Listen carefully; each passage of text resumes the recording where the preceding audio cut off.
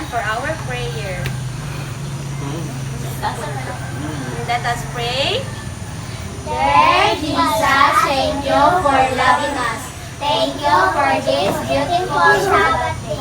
Send your holy angels to protect us always. This we ask through Christ our Lord. Amen. So before you sit down, let's have our energizer. So kinsay kabalo sa I'm gonna snap. Kabalo si Kuya Cyrus. Okay, sige, I'm gonna snap. Sing. I'm gonna snap, snap, snap. I'm gonna snap, snap, snap. I'm gonna snap, I'm gonna clap and praise the Lord. When I gaze are open, when I'm gonna sit by Jesus' side, I'm gonna snap, I'm gonna clap and praise the Lord. I'm gonna fly, fly, fly up to the sky, sky, sky. I'm gonna fly up to the sky and praise the Lord. When I gaze are open, when I'm gonna sit by Jesus' side, I'm gonna fly up to the sky and praise the Lord. I'm gonna zoom, zoom, zoom around the room, room, room. I'm gonna zoom around the room and praise the Lord. When I gaze are open, when I'm gonna sit by Jesus' side, I'm gonna zoom around the room and praise the Lord. Last. I'm gonna sing, sing, sing. I'm gonna shout, shout, shout. I'm gonna sing, I'm gonna shout and praise the Lord.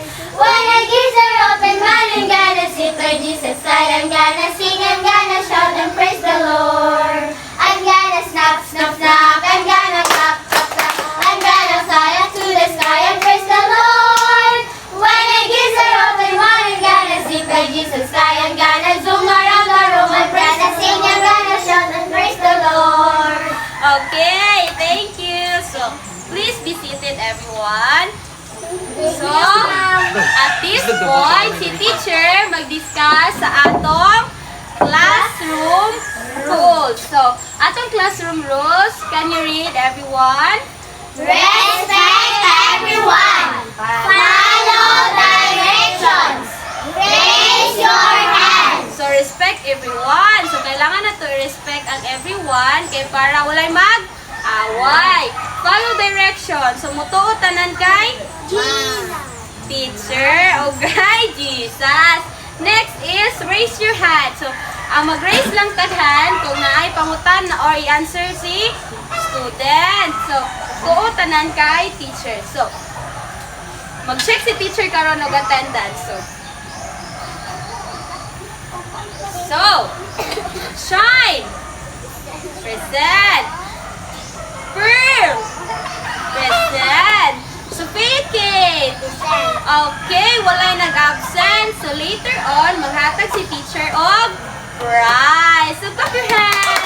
Good morning, everyone. I am your teacher for today. I am teacher Marina Grace Omongtal, but you can call me teacher Grace. So, good morning, everyone. Good morning, Teacher Grace. Good morning, classmate. Good morning, everybody. You can now sit down. Thank you. Our activity, si teacher na ay mga rumble words here. So, all you gonna do is to guess the word. So, first rumble word. Oval. Okay. Kate, what is oval? Guess the word. Love. Okay, tanawon na to if check ang oval. Okay.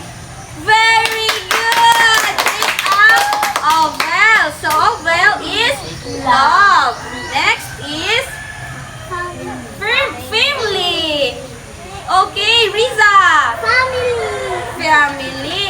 Okay, family. Next, Ginny. Shine. Wait, tanaw na to. Check si Shine.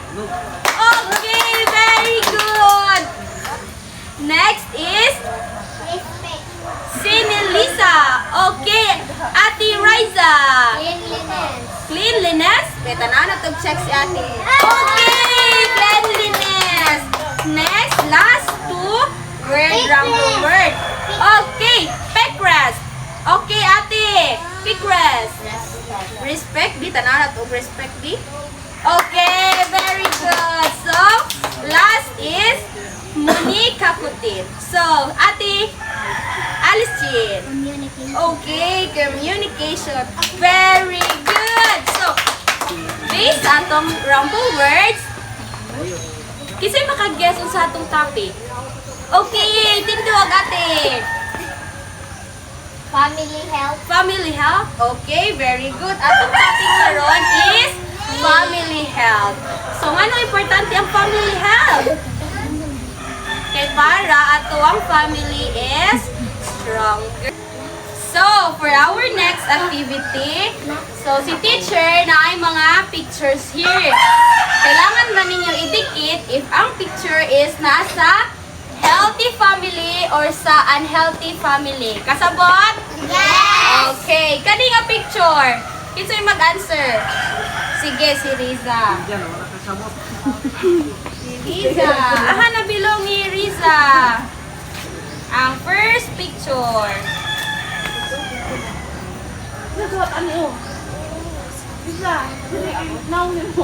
Okay, very good. Next is Kini. Okay, si Shine. Si Ate Shine. Very good. Next is si Kate. Aha, ni nabilong Ate Kate. Okay, faster.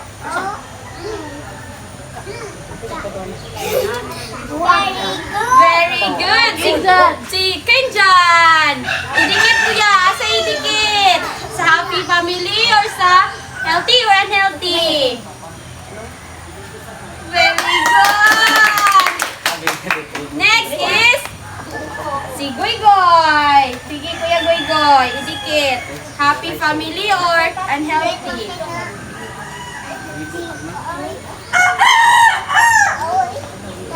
Unhealthy ba ang sigigaway? Yes! Unhealthy or healthy? Unhealthy. Very good. Next. Si Ate Riza.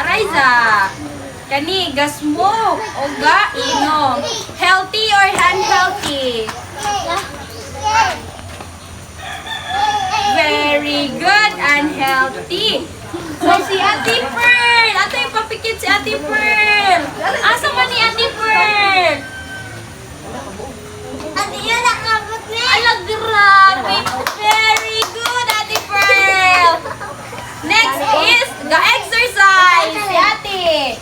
Kinsa man? Si Ate Aligin.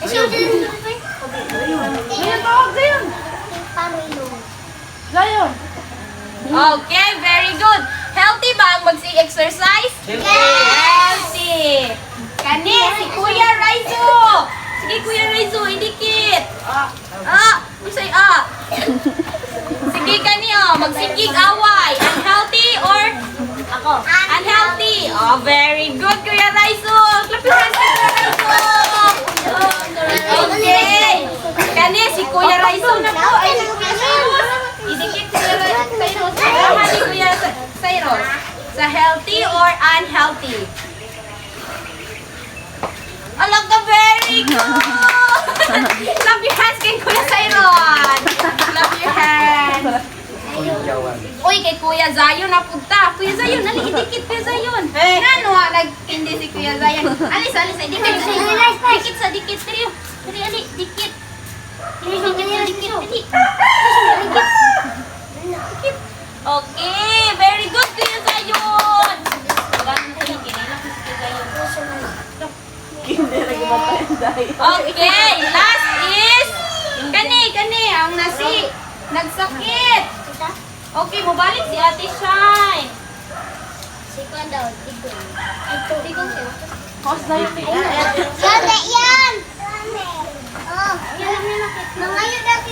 Okay, sakto ba ang answer ni Ate Shine? Yes, okay. Last. Si Digong. Alam mo yung Digong. Mag-answer si Kuya Digong. Ang sige, si Ate Risa na lang.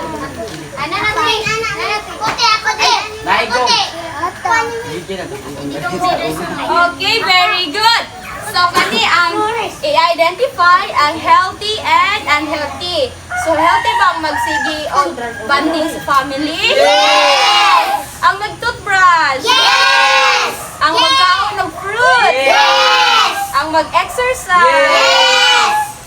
Ang ang mag-exercise with family. So now, atong unhealthy is magsigi og haway. At sige og away, unhealthy dili. So need ba mag-away? So ang mag-smoke. Kisay unhealthy ang mag-smoke. Nagsakit ang nagsakit. Unhealthy. Very good. Ang mag-away lugar. Unhealthy. So anong need ba nato nga mag-have a healthy family? Kay para strong ang family. Okay. So to formally start our discussion, our topic is Ganang need ba na to ang family health? Okay, Ate Raisa. Para dili magsakit, para strong si mama og si papa. Okay, kinsa ang consist sa family? Si mama, papa, ate, kuya, mamo. Okay, very good. Ang health, unsa ang health? Atong body health. Kanang strong ta, wala tay sakit. So, ang family health na ay 6 ka-parts, which is cleanliness, hygiene, rest and exercise, communication and love, bond, safety and avoiding bad habits. So, cleanliness. Kinsay na ay idea sa ang cleanliness. So, cleanliness, every family member must have a role to help in making the household chore. So, ang cleanliness is ang kalimpyuhon sa atong balay. Kinahanglan din nga limpyo ang balay kay para dili mag-sakit. Next is ang hygiene. Bathing daily, brushing teeth, and washing hands before eating help prevent disease. So, kinsa din ang wala galigo? Ako! Wala galigo si Digong. Agay! Dapat maligo per me kay para healthy. Kasi wala ka brush yung teeth. Si Digong gihapon. Yan naman na, Kuya Digong. So, kailangan na to maligo, mag-brush yung teeth. Kaya kita, mga bata man takit. Hilig man taog lakaw-lakaw. So, kailangan na to mag-wash of hands. Kay basig na hugaw sa kamot. Tapos dito na yun mo nagsigi yung dula. Wala din ang bitok nasa kamot. So, kailangan na to mag-hygiene.